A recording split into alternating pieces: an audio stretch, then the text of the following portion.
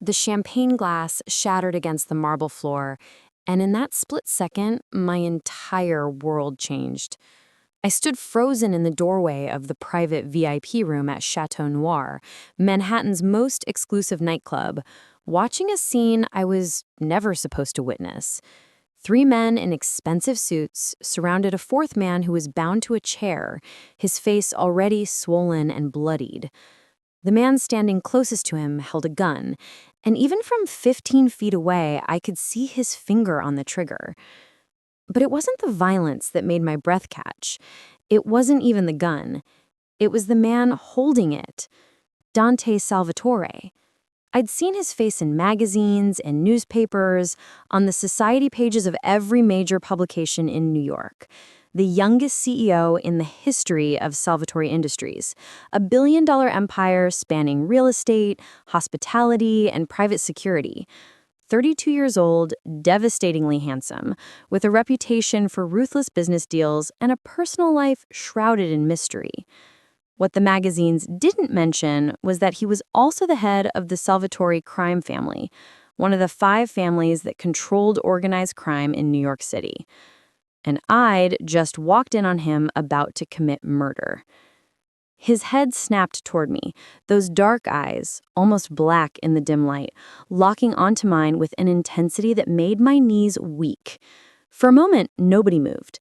The other men turned to look at me, hands instinctively reaching inside their jackets for weapons they kept hidden there. "Close the door," Dante said, his voice calm, almost conversational, as if he wasn't holding a gun, as if there wasn't a man bleeding at his feet. I should have run, should have screamed, should have done anything except what I actually did. I stepped inside and closed the door behind me. My name is Isabelle Laurent, and 24 hours ago, I was just another struggling artist in New York City, working as a cocktail waitress at Chateau Noir to pay my rent while I tried to make it in the competitive world of fine art. I was invisible, forgettable, nobody important. Now, I was the only witness to a crime that could send one of the most powerful men in New York to prison for life. And he was looking at me like he was deciding whether to let me live. "What's your name?" Dante asked, lowering the gun slightly but not putting it away. "Isabelle," I managed to say, my voice barely above a whisper. I work here. I was just bringing the champagne you ordered." "The champagne I ordered was supposed to arrive 30 minutes ago. So why are you here now?" The bartender was backed up. "I'm sorry, I didn't mean to interrupt. To see something you weren't supposed to see?" He tilted his head slightly, studying me. I nodded, my hands trembling so badly I had to clasp them together to hide it. Dante turned to one of his men, a massive figure with a shaved head and a scar running down his left cheek. "Marco, escort Miss Laurent to my office. Make sure she's comfortable." He paused, his gaze sliding back to me. "Make sure she doesn't leave." Before I could protest, Marco's hand was on my elbow, guiding me out of the VIP room and down a private corridor I'd never known existed. We passed through a hidden door, up a flight of stairs, and into an office that looked like it belonged in a luxury penthouse rather than a nightclub. Floor-to-ceiling windows overlooked Manhattan, the city lights glittering like diamonds against the night sky. The furniture was modern, expensive. A massive desk made of dark wood, leather chairs, artwork on the walls that even my untrained eye recognized as valuable originals. "Sit," Marco said, gesturing to one of the chairs. "Don't touch anything. Don't try to leave. Mr. Salvatore will be up shortly." Then he left, and I heard the distinct click of a lock engaging from the outside. I was trapped. For 20 minutes, I paced the office, my mind racing. What had I just seen? Who was that man in the chair? What was Dante gonna do to him? What was he gonna do to me? I could call the police. My phone was in my pocket. I could dial 911 right now. And what? Tell them I witnessed a crime? They'd ask questions. They'd want me to testify. And the Salvatore family had connections everywhere. Police, judges, politicians. I'd be signing my own death warrant. But if I didn't call, I'd be complicit. I'd be letting him get away with murder. The door opened and Dante walked in, alone. He'd removed his jacket, rolled up the sleeves of his white dress shirt. There was a small splash of blood on his collar that he hadn't noticed, or perhaps didn't care about. He closed the door behind him and leaned against it, arms crossed, steadying me with that same unsettling intensity. You're in a very difficult position, Isabelle, he said finally. I didn't see anything. I don't know what you're talking about. I'll forget this ever happened. I'll quit my job here. I'll move to another city. Stop. His voice was quiet, but commanding. I stopped mid-sentence. He moved to the bar cart in the corner, poured 2 glasses of whiskey, expensive, probably older than I was, and handed one to me. Drink. You're shaking. I took the glass but didn't drink. What are you going to do to me? It depends on you. He settled into the chair behind his desk, perfectly at ease, as if we were having a casual business meeting. Tell me about yourself. You're not just a waitress, are you? The question caught me off guard. I'm an artist, a painter. The waitressing is just to pay bills. What kind of art? Portraits, mostly. Commission work for private clients. I'm trying to get into galleries, but it's competitive. Show me. I blinked. What? Show me your work. With trembling hands, I pulled out my phone and opened my portfolio app. I handed it to him, and he scrolled through my paintings in silence. Minutes passed. The only sound was the distant thrum of bass from the nightclub far below us. You're talented, he said finally, handing back my phone. Very talented. These are remarkable.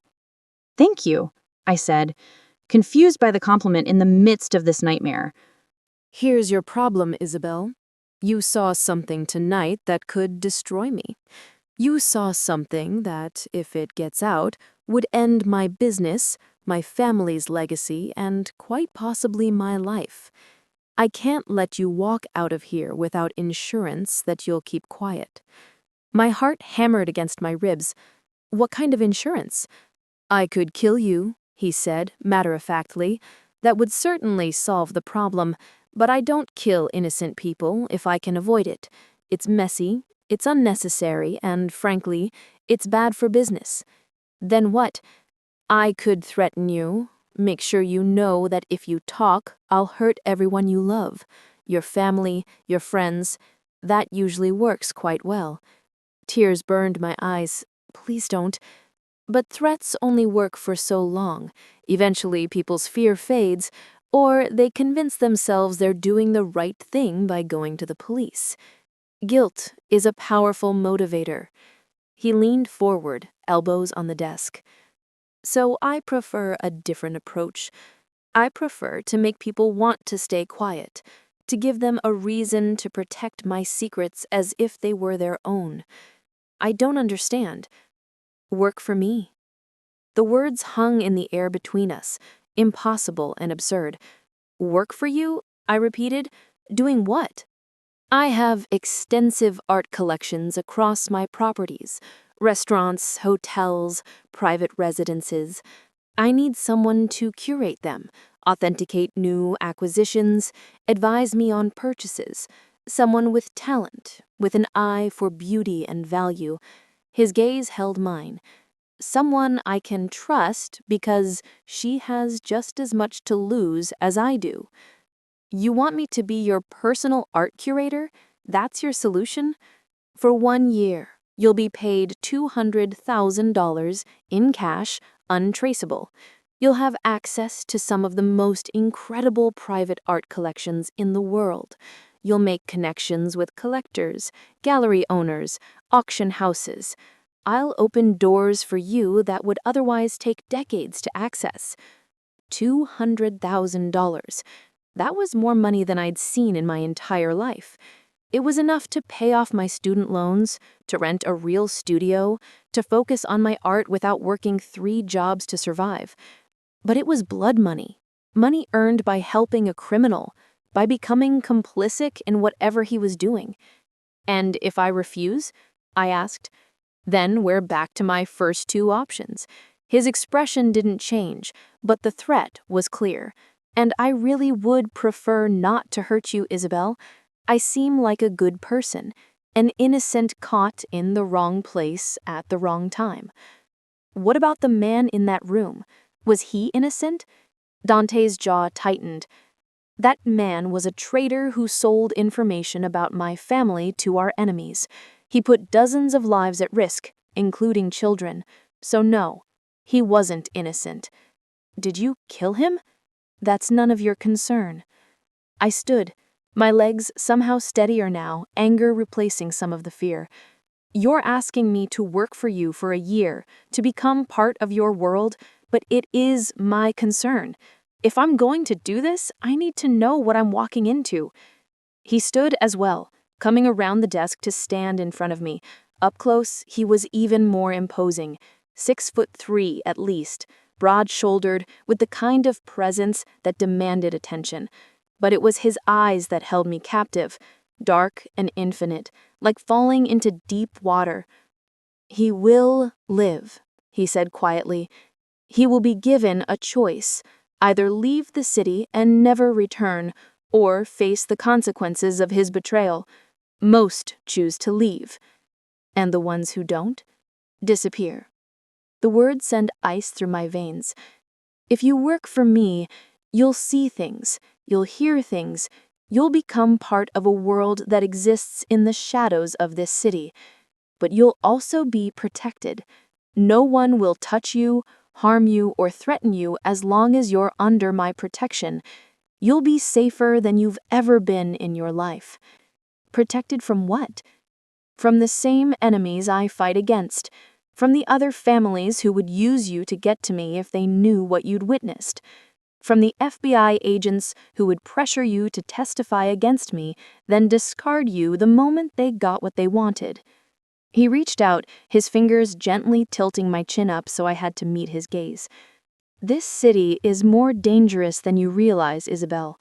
You just didn't see it until tonight. His touch was warm, surprisingly gentle for a man capable of such violence. And despite everything, despite the fear, the shock, the moral implications of what he was asking, I felt something else, a pull. An attraction that had no place in this moment, but existed anyway, and terrifying in its intensity. I stepped back, breaking contact. I need time to think. You have until morning. He moved to the door, unlocked it. Marco will take you home. Don't try to run. Don't call the police. Don't tell anyone what you saw. If you do any of those things, I'll know, and the consequences will be severe. How will you know? He smiled, but there was no warmth in it. Because I know everything that happens in this city. I have eyes everywhere. You can't make a phone call, send an email, or have a conversation without me knowing about it. That's not a threat, Isabelle. That's just reality. Marco appeared in the doorway, and Dante nodded to him. Take her home. Make sure she gets inside safely. Post someone on her building, discreet.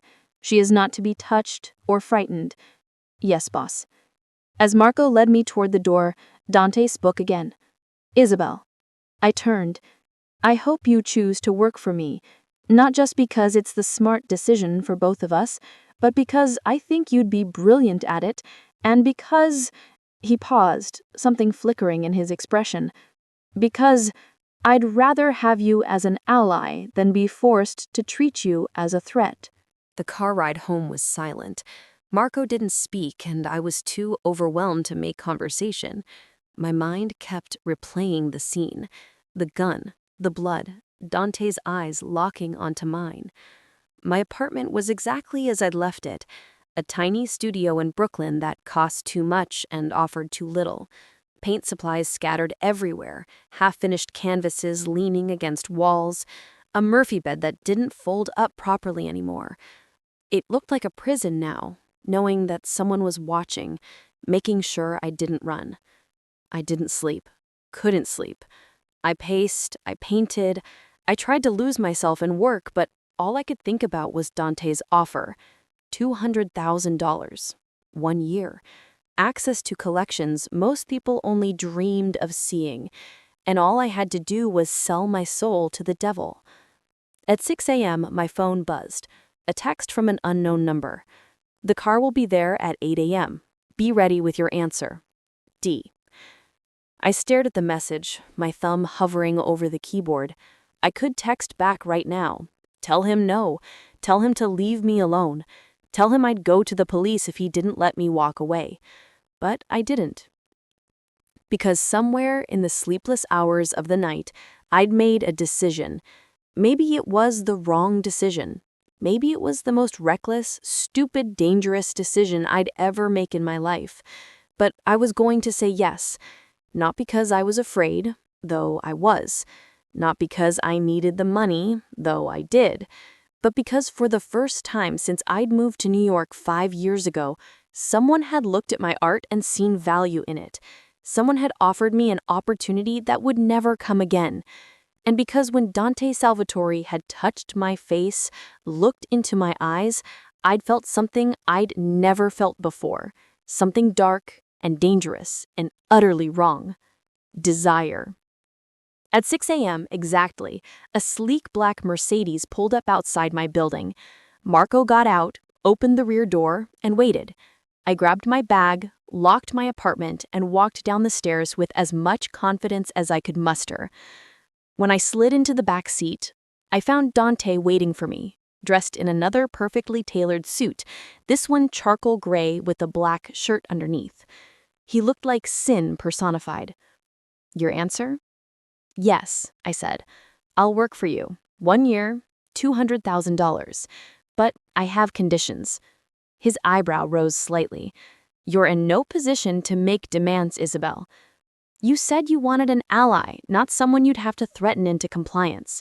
If you want me to be good at this job, if you want me to actually care about your collections and not just go through the motions, then we do this my way. A slow smile spread across his face. I'm listening. First, you don't lie to me. If I ask you a direct question about your business, you answer honestly.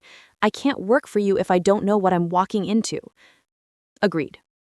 Second, you don't involve me in anything illegal. I'll curate your art, I'll advise you on purchases, but I won't help you launder money or forge provenances or anything else criminal. Most of my art dealings are completely legitimate, but I can't promise you won't see things that make you uncomfortable. The art world and the criminal world overlap more than you'd think. Then I'll deal with those situations as they come, but I won't actively participate in crimes. Fair enough. What else? Third, I said, my voice steadier now, you don't touch me.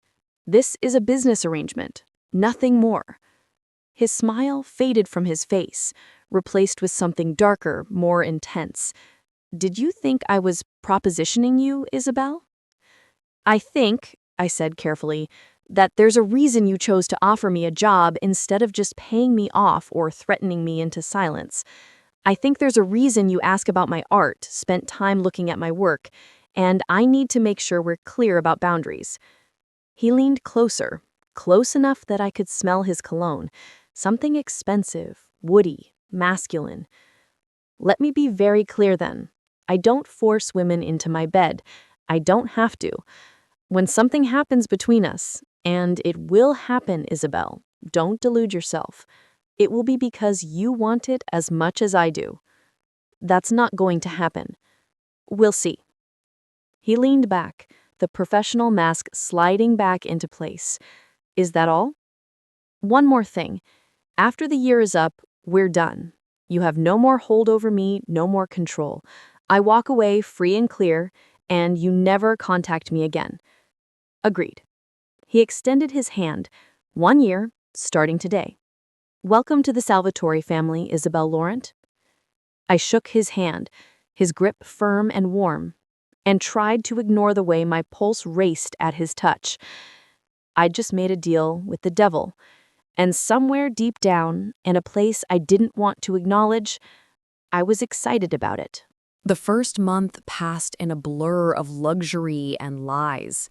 Dante kept his word about the work itself. He took me to his penthouse apartment overlooking Central Park, where walls were lined with original Rothkos, Pollocks, and Basquiats. He showed me his private gallery in a warehouse in Red Hook, where he kept more controversial pieces, stolen art recovered from estates, paintings with questionable provenance, sculptures that had gone missing from museums decades ago. I don't steal art, he explained as we walked through rows of climate-controlled storage, but I recovered pieces that were stolen. Some I return to their rightful owners, others end up here. And the difference is, sometimes the rightful owner is a war criminal who looted the piece during a genocide. Sometimes the museum that claims ownership acquired it through colonial theft in the first place. The art world isn't black and white, Isabelle. It's all shades of gray. He wasn't wrong. The more I learned about his collection, the more I realized that Dante saw himself as a sort of Robin Hood of the art world. He acquired pieces that were tied up in legal battles, returned them to families who'd been wronged, and kept the ones that would otherwise end up in the hands of people who didn't appreciate them. It was still illegal, still wrong, but it was more complicated than I had expected. And so was he. Dante was nothing like the mob boss I had imagined. He was educated, Columbia University, degrees in both business and art history. He spoke 4 languages fluently. He could discuss Renaissance painting techniques one moment and modern derivatives trading the next. He supported the arts, funded scholarships for underprivileged students, donated millions to hospitals and schools. He was also capable of terrifying violence. I'd witnessed that firsthand. The contradiction fascinated me. We fell into a routine. 3 times a week, I'd meet him at one of his properties, the penthouse, the warehouse, his offices at Salvatore Industries. We'd discuss acquisitions. I'd authenticate pieces he was considering purchasing. I'd reorganize his collections to showcase them better. And we talked. God, how we talked about art, about the city, about philosophy and morality, and the impossible choices people made to survive in a world that didn't care about them. He was brilliant, articulate, with a perspective shaped by a life I couldn't begin to imagine. My father was shot when I was 16, he told me one night as we stood in front of a Caravaggio that had appeared in his collection, its provenance suspiciously vague. Right in front of me, on the steps of our home. He was a good man, Isabelle. Not a saint, but a good man who protected his family and his neighborhood. And he died because someone decided the Salvatore family had too much power. I'm sorry, I said quietly. Don't be sorry. Be aware. Because that's the world I live in. A world where showing weakness means death. Where mercy is seen as vulnerability. Where the only thing that keeps you alive is being more dangerous than your enemies. He turned to face me. That's why I do what I do. Not because I enjoy violence, but because the alternative is letting people I love die. I understood then, maybe for the first time, why he'd given me a choice instead of just threatening me. In his world, loyalty earned was stronger than loyalty forced. Trust built was more valuable than obedience demanded. And he was building my trust, brick by brick, conversation by conversation. The problem was, somewhere along the way, I'd started to trust him back. The second month brought complications I didn't expect. I met the family. Not the crime family, the actual Salvatore family. His mother, Isabelle, a fierce woman in her 60s who'd held the family together after her husband's death. His younger sister, Gianna, a stunning 28-year-old who ran the family's legitimate hotel business with ruthless efficiency. His cousin, Luca, who handled security and looked at me with suspicion every time I walked into a room. They knew what I'd witnessed. They knew how I'd come to work for Dante, and they were watching to see if I could be trusted. The Sunday dinners were the worst. Every week, Dante insisted I attend family dinner at the Salvatore estate in Long Island. Huge affairs with 20 or 30 people, multiple courses, endless wine, and conversations that switched seamlessly between English and Italian. You need to be seen, he explained when I protested. The other families need to know you're under my protection, and my family needs to see that you're loyal, that you're one of us. But I'm not one of you. For the next year, you are. At my third family dinner, everything changed. I was in the kitchen with Dante's mother, helping her bring out dessert, when she turned to me with those same dark, knowing eyes her son had inherited. "He's falling for you," she said in Italian, assuming I couldn't understand. I'd spent the last 2 months secretly studying the language, knowing I'd need it in this world. I didn't respond, didn't let on that I understood every word. She continued, stirring espresso on the stove. "I see the way he looks at you, like his father used to look at me, with hunger, yes, but also with something deeper, something dangerous for a man in his position." "Mama," Gianna said from the doorway, "you're making the girl uncomfortable." "The girl speaks Italian perfectly well," I said, meeting Isabella's eyes. "And with respect, Mrs. Salvatore, your son doesn't have feelings for me. This is a business arrangement, nothing more." Isabella smiled, a knowing, almost sad expression. Dante has had many business arrangements with many beautiful women. None of them came to family dinners. None of them argued with him the way you do. And none of them made him laugh. You're different, child, which means you're either very good for him or very dangerous. That night, after dinner, Dante drove me home himself, something he'd never done before. Usually Marco or one of the other security guys handled transportation. "My mother likes you," he said as we merged onto the highway back to Manhattan. "She thinks I'm dangerous." "She's right." He glanced at me, that slight smile playing at his lips. "You are dangerous, Isabelle. More dangerous than you realize." "I'm not dangerous.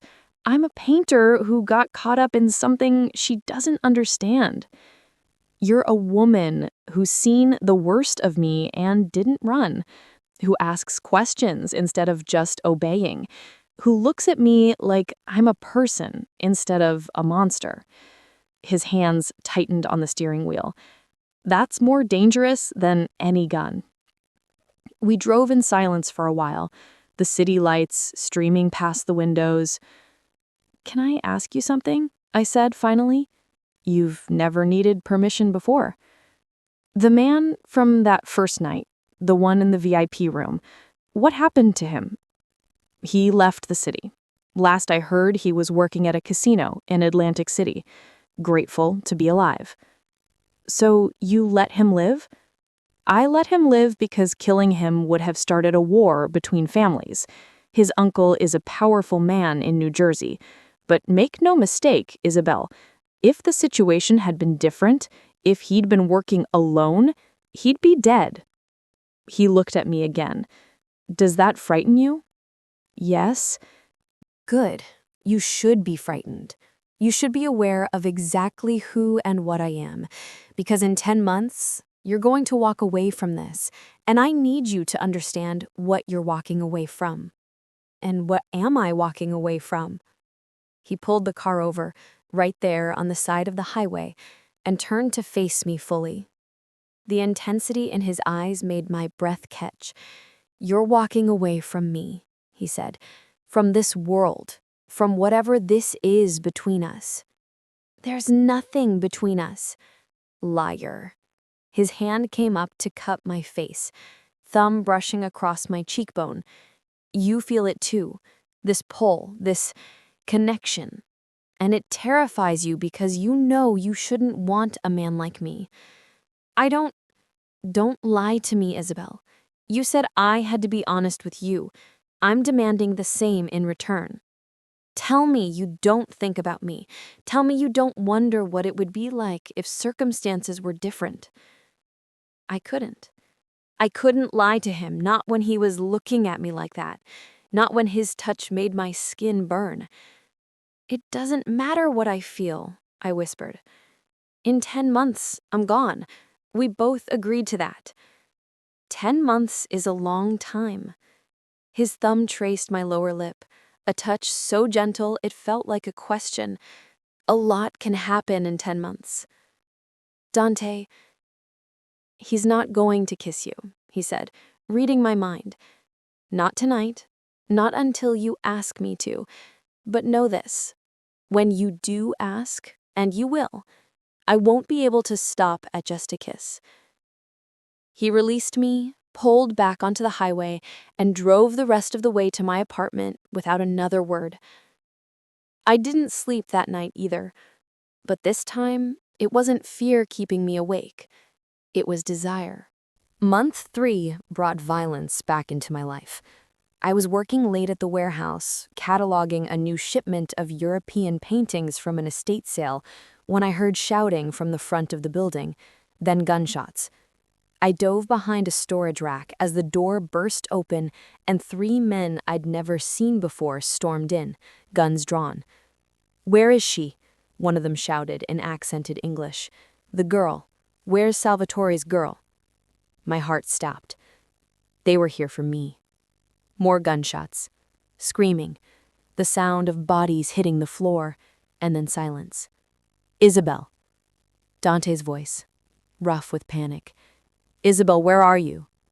I crawled out from my hiding place to find Dante and 4 of his men standing over the bodies of the intruders.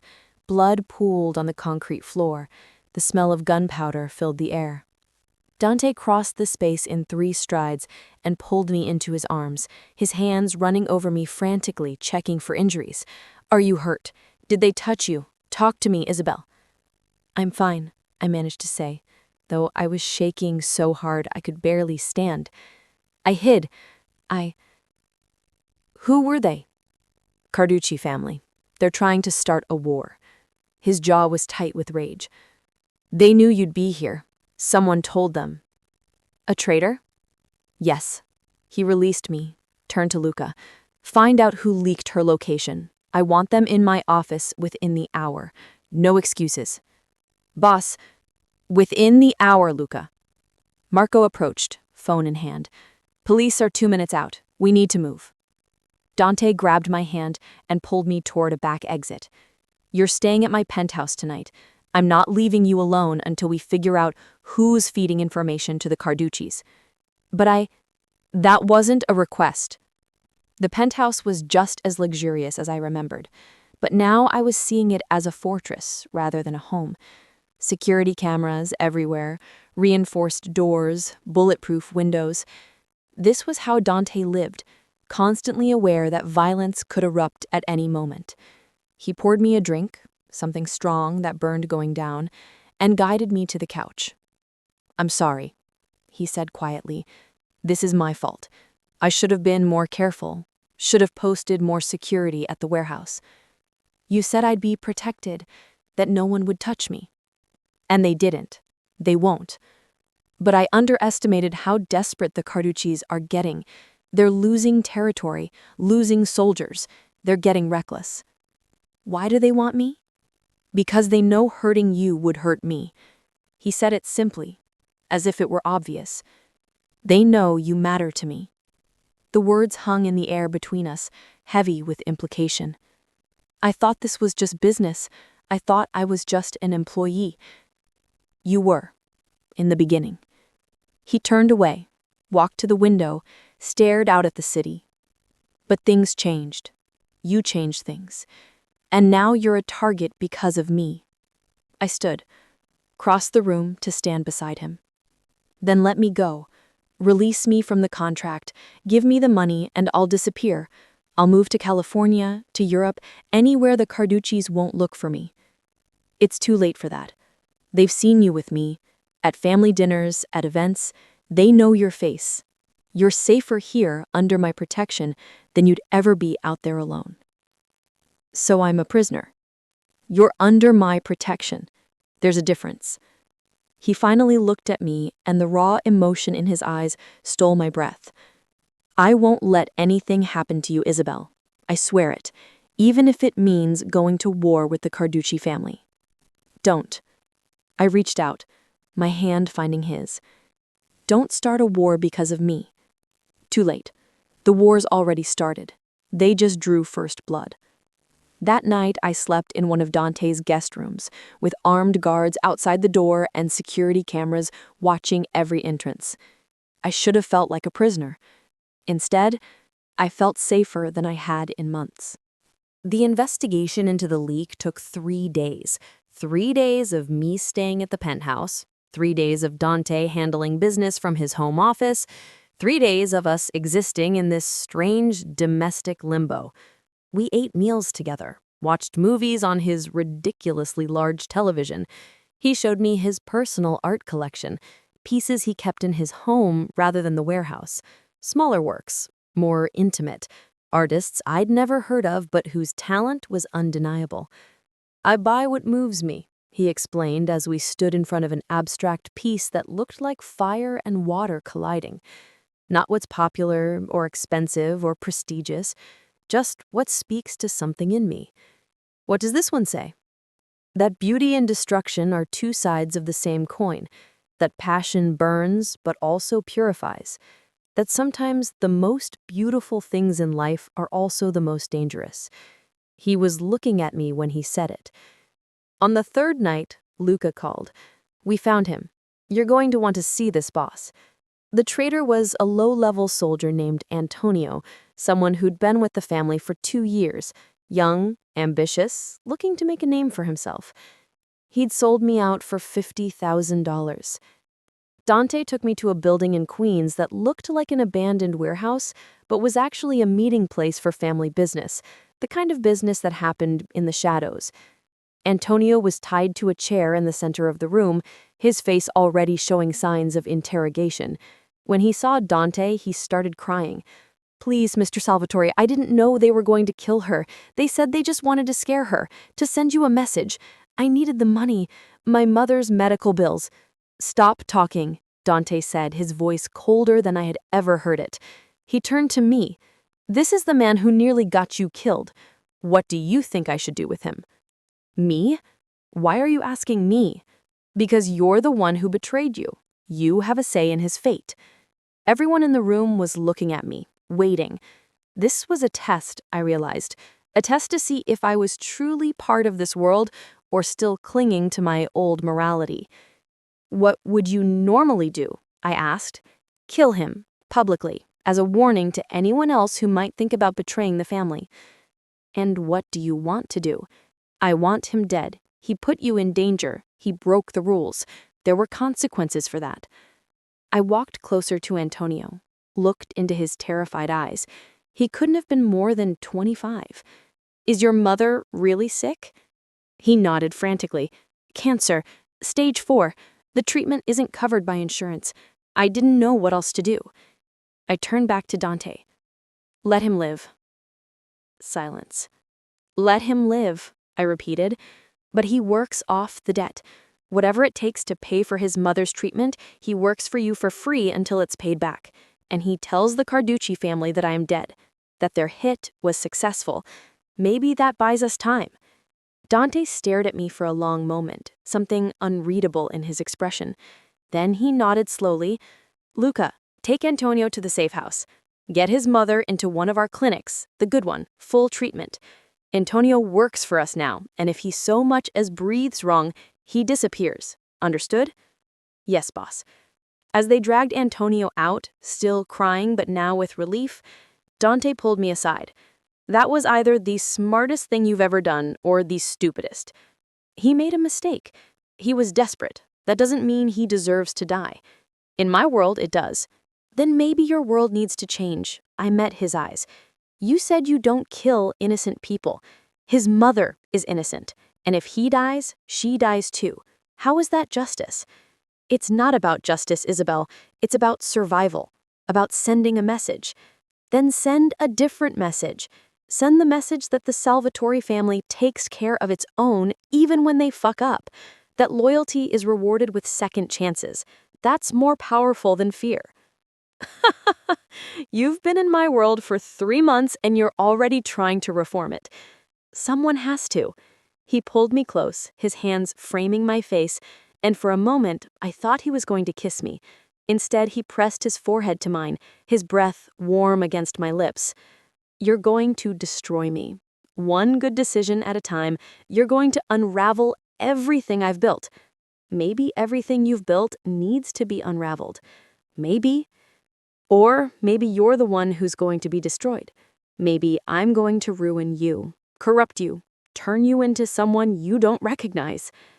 You haven't yet. Give it time. Month 4 changed everything. The Carducci family believed I was dead.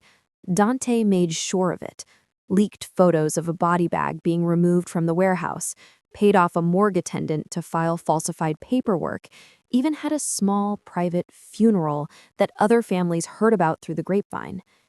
To the criminal underworld of New York, Isabelle Laurent no longer existed, which meant I was free to move more openly in Dante's world. He took me to meetings with other collectors, introduced me as his art advisor. I sat in on negotiations for pieces worth millions, watched him work with a combination of charm and intimidation that was mesmerizing. He was brilliant at what he did, reading people, finding leverage, knowing exactly when to push and when to hold back. And the more time I spent with him, the harder it became to remember why I was supposed to resist him. We fell into dangerous patterns. Late nights in his office, working side by side, dinners at his penthouse that lasted until dawn, conversations flowing between art and philosophy and personal history.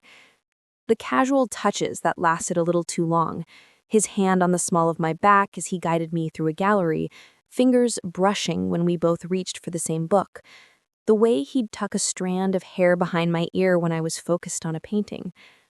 We were dancing around something inevitable, and we both knew it. The night it finally happened, I'd been authenticating a Modigliani that had appeared through one of Dante's more questionable channels. It was past midnight, rain hammering against the windows of his penthouse, and we were alone except for Marco stationed discreetly outside. "It's real," I announced, stepping back from the painting. "Late period, probably 1919 or early 1920. The brushwork is consistent with his style from that era, and the canvas aging is legitimate. This is worth at least 20 million. Good." He poured 2 glasses of wine, handed one to me. "Then tomorrow I'll return it to the museum it was stolen from in 1987. I nearly dropped the glass. "What?" "The piece was stolen from a museum in Rome during a burglary. The thief died 3 years ago, and his son was trying to sell it through back channels. I bought it for 2 million with the intention of returning it." He smiled at my shocked expression. "What, you thought I kept everything I acquired?" "You paid $2 million for a painting you're just gonna give back? Consider it a donation.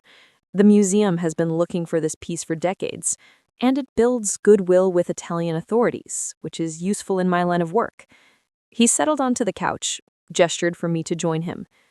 "Besides, some things are too beautiful to hide in the dark. They deserve to be seen, appreciated, shared with the world." I sat beside him, close enough that our knees touched. "You're not what I expected, Dante Salvatore." "What did you expect?" "A monster, a criminal who only cared about power and money, someone who'd kill me without hesitation if I became inconvenient." "I am that person. I've killed people, Isabelle. Not just ordered it done, actually pulled the trigger. I've done terrible things to protect my family, my territory, my business. The fact that I also appreciate art and donate to museums doesn't erase that." "I know, but it complicates you, makes you harder to hate." "Do you hate me?" "No." The admission felt like a confession. I should, but I don't. What do you feel? I should have lied. Should have said I felt nothing, that this was still just business, that I was counting down the days until our agreement ended. Instead, I said, I feel like I'm falling. Falling where? That's the problem. I don't know if I'm falling in love or just falling apart. He set down his wine glass, turned to face me fully. Isabelle, don't. I held up a hand. Don't say anything kind right now. Don't be understanding or gentle because if you are, I'm going to do something stupid.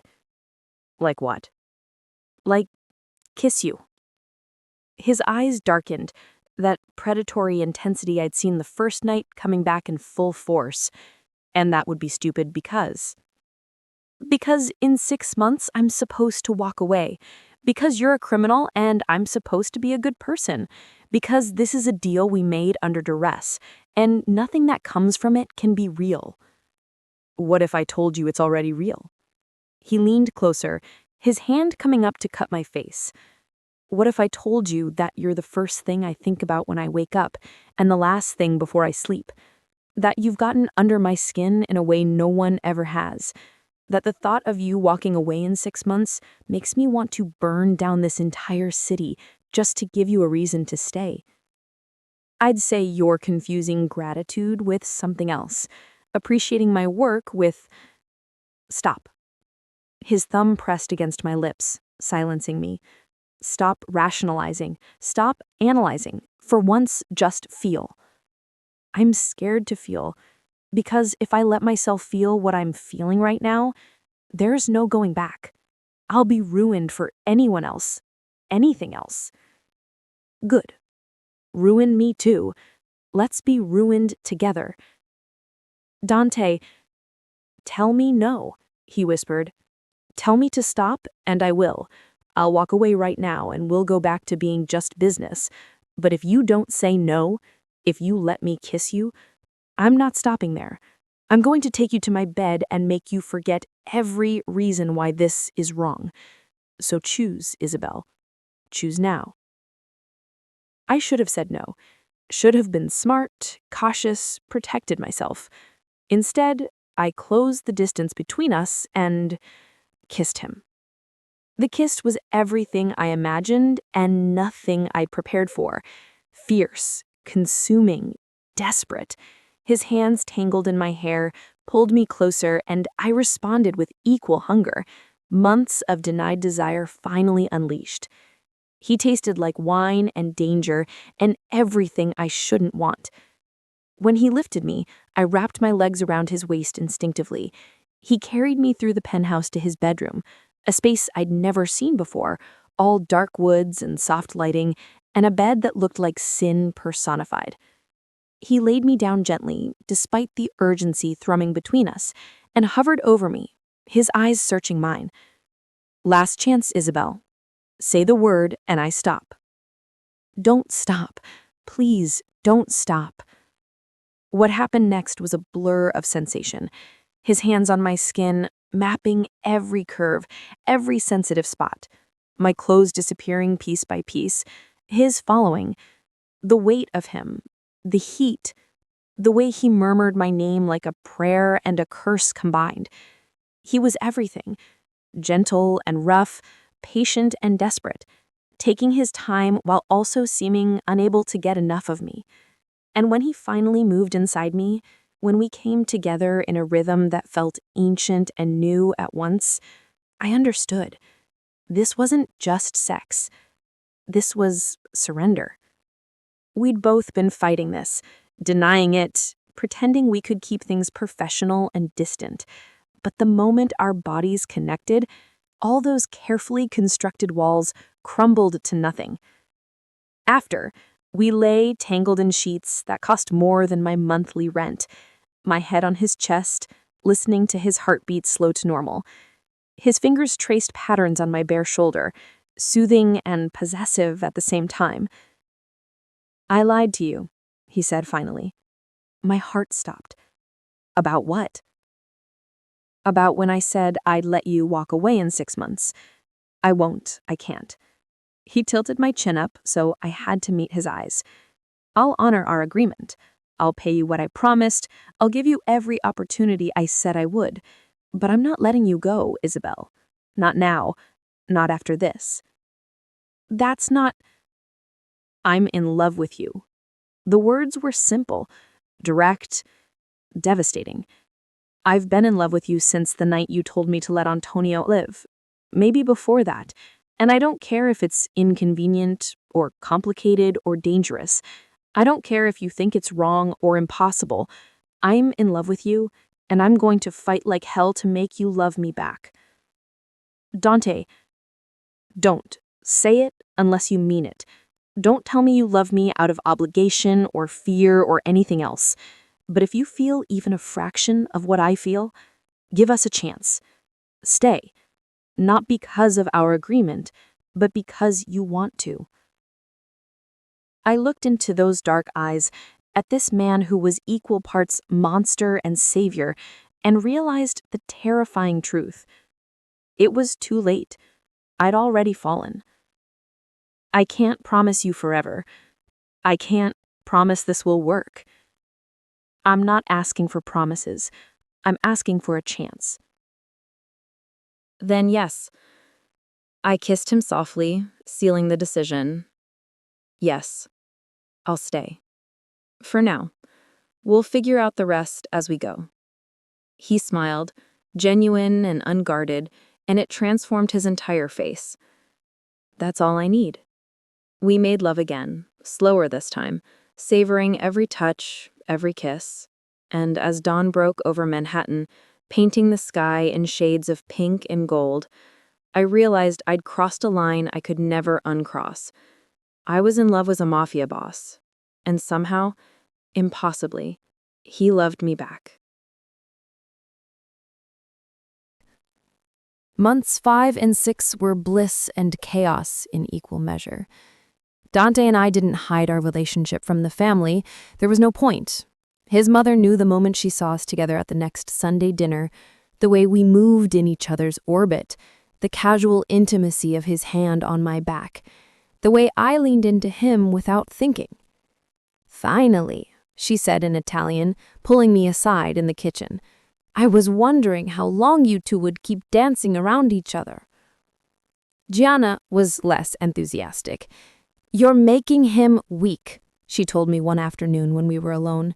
He's distracted. He's making emotional decisions instead of strategic ones. That's dangerous in our world. Maybe your world needs more emotional decisions, I countered. Our world eats emotional people alive. You're going to get him killed, or yourself, or both. She wasn't entirely wrong. Dante had become more lenient, more willing to find peaceful solutions instead of violent ones. He'd started questioning traditions that had been in place for generations, pushing back against the older members of the family who wanted things done the old way. And it was causing tension. The other families noticed too. The Marchettis, the Russos, even the Carduccios, who thought I was dead. They all sensed weakness, smelled blood in the water. The attack came on a Tuesday night in month 6.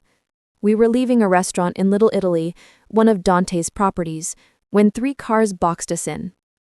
Armed men poured out, at least a dozen, and before Marco could even draw his weapon, they had us surrounded. A man I didn't recognize approached, gun drawn, smiling. Dante Salvatore, I have a message from Victor Carduccio. Deliver it, Dante said calmly, his arm coming around me protectively. He says, the dead girl isn't so dead after all. And he says to thank you for making her such an easy target. Everything happened at once. Gunfire erupted. Dante threw me behind a car, his body covering mine. I heard shouting, screaming, the sound of bullets hitting metal. Marco and the other guards returned fire, and suddenly the street was a war zone. Stay down, he growled in my ear. Don't move, Don't look up, just stay down. But I did look up. I saw one of the attackers taking aim at Dante's back, saw the gun rise, the finger on the trigger. I screamed a warning. Dante spun, fired his own weapon, and the attacker went down, but not before getting a shot off. The bullet caught Dante in the shoulder, spun him around, sent him crashing to the pavement beside me. No! I pressed my hands to the wound, trying to stop the bleeding, my hands instantly slick with blood. No! No, Dante, stay with me, stay awake. I'm fine, he grunted, his face pale. Just a scratch. You're shot. Barely. He tried to sit up, winced. Marco, status? All hostiles down, boss. Ambulance is 3 minutes out. Cancel it. Take us to Dr. Russo's clinic. Now. They loaded us into one of the cars, Dante refusing to let go of my hand even as blood soaked through his shirt, and we sped through the city to a private clinic that catered to people who couldn't go to regular hospitals with bullet wounds. Dr. Russo was a woman in her 50s, who'd been patching up Salvatore family members for decades. She took one look at Dante and sighed. Again, this is the 3rd time this year, Dante. It's only a flesh wound. You've been shot. That's not a flesh wound, that's a bullet wound. There's a difference. She looked at me, taking in my blood-covered hands, my pale face. You must be Isabelle. I've heard about you. Is he going to be okay? He'll be fine. The bullet went through clean, missed anything vital. He'll need stitches and probably should rest for a few days, but knowing him, he'll be back to work tomorrow. She shooed me out of the examination room. Wait outside. I'll send him out when I'm done.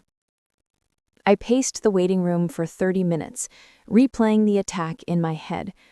They knew exactly where we'd be, knew our security detail, knew our route. Another traitor. When Dante emerged, his arm in a sling, he looked exhausted but alert. Let's go home. The penthouse? No. Home. He took me to a place I'd never been, a townhouse in Brooklyn, nondescript from the outside, but inside it was pure Dante.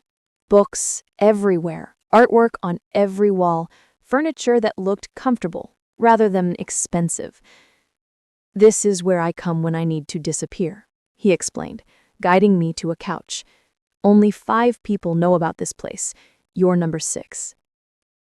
I sat, still shaken from the adrenaline, from seeing him shot, from the knowledge that people wanted us dead.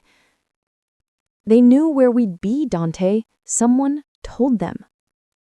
I know. Someone in your family is working with the Carduccios. I know. And I'm going to find out who. But right now, all I care about is that you're safe. I'm not the one who got shot.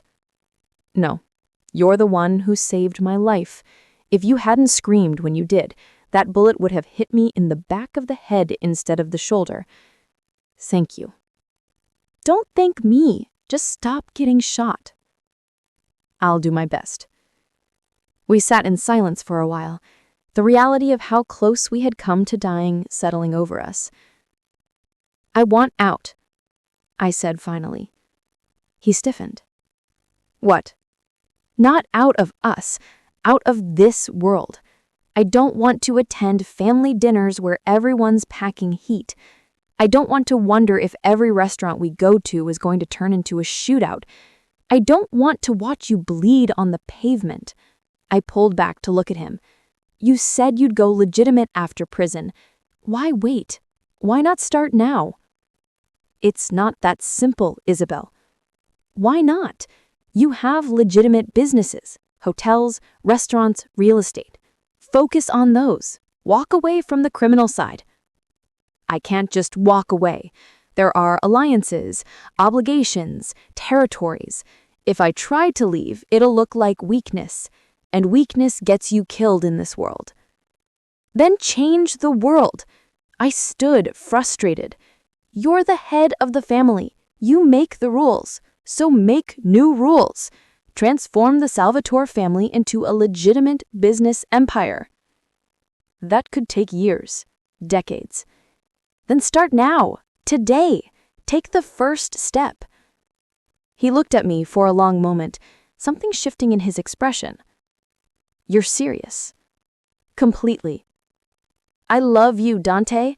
I want a future with you, but I can't live like this, always looking over my shoulder, always wondering if today's the day someone gets killed. If we're going to do this, if we're going to be together, then things have to change." "And if I can't change, if the life I've built, the obligations I have, make it impossible, then we end this now before it destroys us both." The ultimatum hung between us, brutal and necessary. "6 months," he said finally. "Give me 6 months.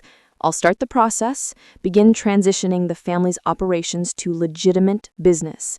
But I need time to do it right, to make sure it doesn't trigger a war between families." "And after 6 months?" "After 6 months, we're out. Completely out. We'll run the hotels, the restaurants, the real estate. We'll be boring, legitimate business people who collect art and host charity galas. No more violence, no more looking over our shoulders." "You promise?" "I promise. But Isabelle, understand, this is going to be dangerous. When the other families realize what I'm doing, they're going to see it as betrayal, as weakness. We're going to have targets on our backs bigger than anything we have faced so far." "Then we face it together." He pulled me into his arms, careful of his injured shoulder, and held me tight. "Together," he agreed. "For better or for worse, we're in this together now." The next 6 months were a war. Not a war of bullets and bodies, though there was some of that too, but a war of politics and persuasion and patience. Dante started systematically withdrawing from the criminal enterprises that had built the Salvatore empire. He sold off his interests in the protection rackets, the illegal gambling operations, the loan sharking. He severed ties with suppliers of contraband goods, redirected his soldiers into legitimate security work. And with every move, he made enemies. The Marchetti family tried to fill the vacuum left by the Salvatores, sparking conflicts with the Russos. The Carduccios saw opportunity and pushed into Salvatore territory. Twice, there were attempts on Dante's life. Once, someone tried to burn down one of his restaurants with people inside. But he held firm, and slowly, impossibly, it started to work. The hotels flourished. The restaurants became destination locations. The real estate portfolio expanded. Money that had been hidden in offshore accounts and laundered through shell companies was slowly, carefully legitimized. His family resisted. His cousin Luca left, taking a dozen soldiers with him, saying Dante had gone soft, that he was dishonoring his father's memory. Some of the older members grumbled about tradition, about the old ways being best. But his mother supported him. So did Gianna, who saw the business potential in legitimacy. And gradually, others came around.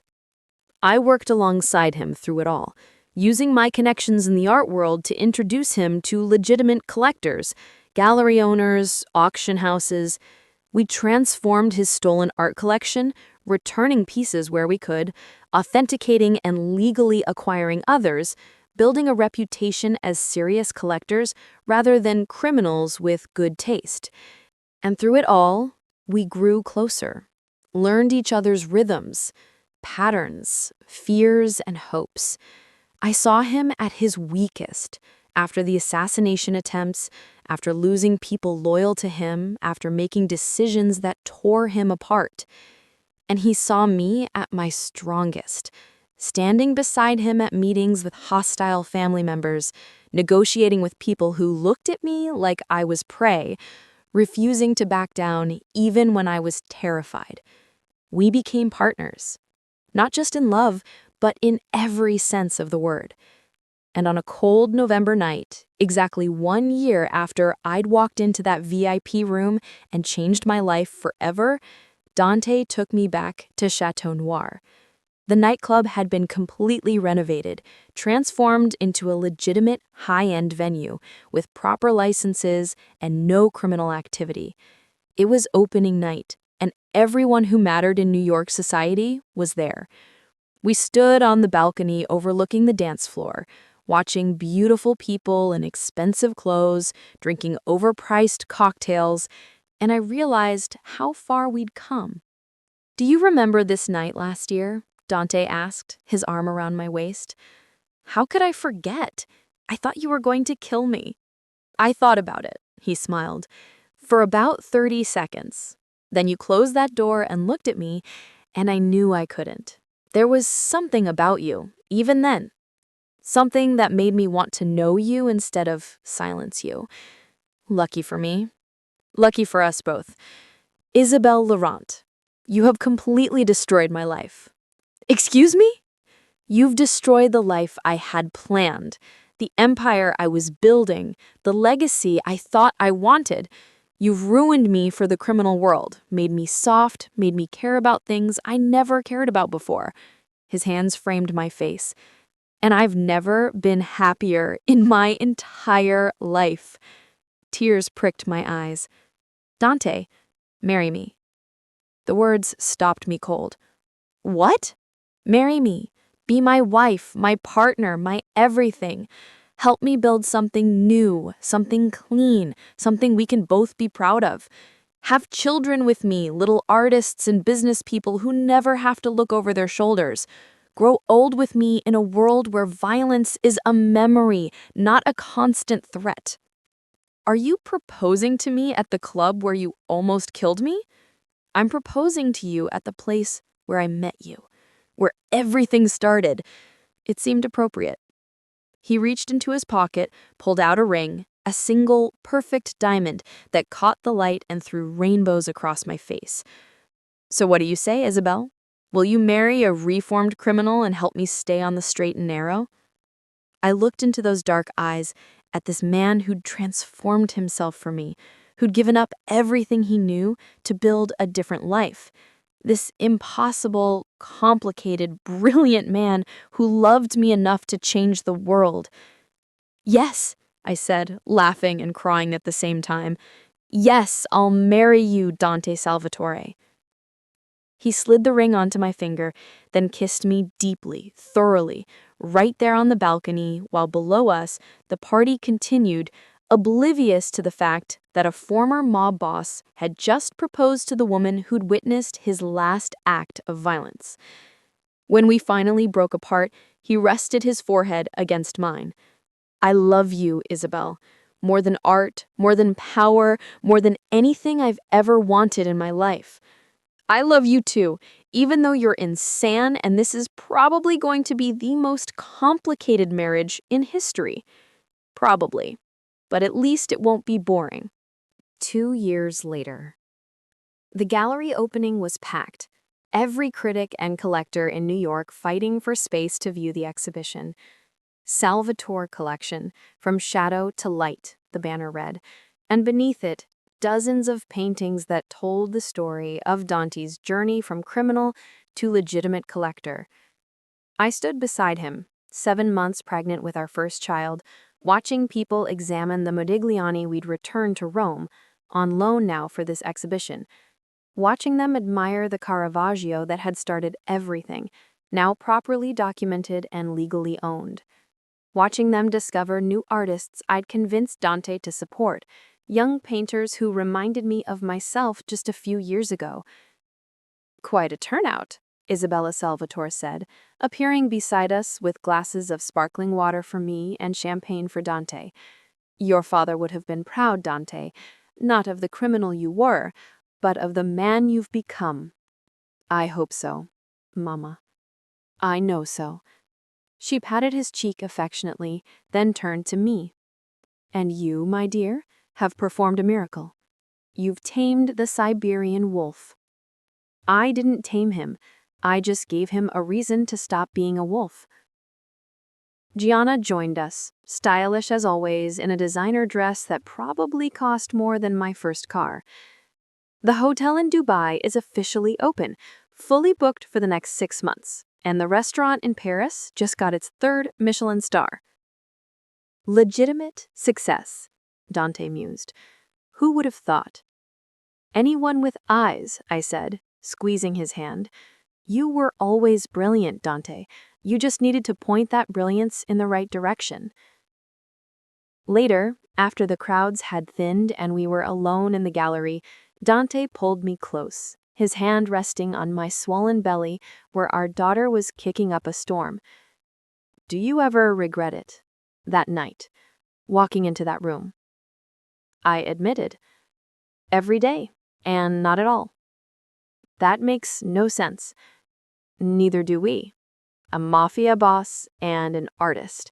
A criminal and the woman trying to reform him. We shouldn't work. But we do. But we do. I leaned into him, feeling safe, loved, impossibly blessed. I regret the fear, the violence, the danger, but I don't regret you. I could never regret you. Even though I destroyed your simple, safe life. Especially because of that. Safe is overrated. I'd rather have complicated and real with you than simple and empty without you. He kissed me then, soft and sweet, a promise of the life we were building together, a life that had started in blood and shadows but was blooming in light. Our daughter kicked again as if agreeing with the sentiment, and we both laughed. What should we name her? Dante asked. Isabella, I said immediately, after your mother. And Sophia. Isabella Sophia Salvatore. Perfect. He crouched down, placed his hand on my swollen belly where our daughter was kicking up a storm. Isabella Sophia Salvatore, you're going to have the most interesting parents in New York.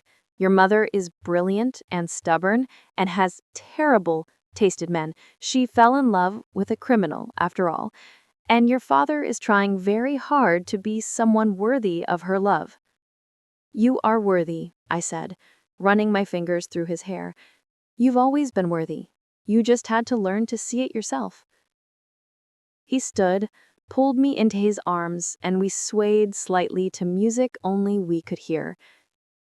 Thank you, he whispered. For what? For walking into that room, for not running. For giving me a chance to be better than I was, for loving me when I didn't deserve it, for believing I could change. You changed yourself, Dante. I just gave you a reason to try. You gave me everything. He kissed my forehead, my redemption, my future, my home. And as we stood there in the gallery, surrounded by art that represented our journey from darkness to light, I realized something profound. Sometimes the devil doesn't wear our money. Sometimes he wears the face of the man you love. And sometimes, if you're very, very lucky, you get to watch that devil become something better, something redeemed, something worth all the risk, all the fear, all the impossible choices that brought you to this moment. I walked into that VIP room expecting to die. Instead, I found a life worth living. And that made all the difference. The end.